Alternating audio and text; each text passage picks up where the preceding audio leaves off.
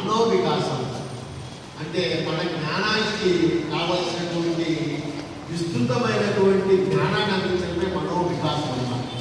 కాబట్టి ఎంతసేపు కరిక్యులర్ అనుకుంటా పాఠ్యాంశాలు అనుకుంటా సహపాఠ్యాంశాలు మనం నేర్చుకుంటే పాఠ్యాంశాలు చాలా సులభం. ఇప్పుడు ఆ టీచర్ పాఠం చెప్పినాడు, ఒక ప్రాజెక్ట్ వర్క్ చేసుకురా అంటాడు. చేసుకురా అంటే సార్కు రాదు, వినోనికి రాదు, ఇప్పుడు అమ్మాయికు రాదు. కానీ నువ్వు ఎప్పుడైతే సహపాఠ్యాంశాలు నేర్చుకుంటావో సారు చెప్పిన ఏదైనా కూడా మనం చేసుకోవచ్చు.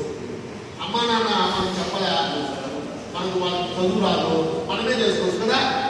లేదంటే కొందరు ఏం చేస్తారంటే పిల్లలు సైన్స్ ప్రాజెక్ట్ పెడితే పెయింట్ కొట్టేందుకు రాకుండా పెయింట్ షాప్ ఎక్కువ 2,000 రూపాయలు ఇచ్చేస్తారు.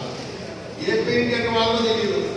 ప్రాజెక్ట్ తెచ్చుకుంటారు, తిరుపతి తెచ్చుకుంటారు, స్వచ్ఛంగా వాళ్ళకి గుర్తుంది కావచ్చు, కానీ చేయలేడు. ఎందుకంటే పెయింట్ చేయాలంటే రాదు, ఆ వస్తువులు ఏదైనా హ్యాండిక్రాఫ్ట్ చేయాలంటే రాదు.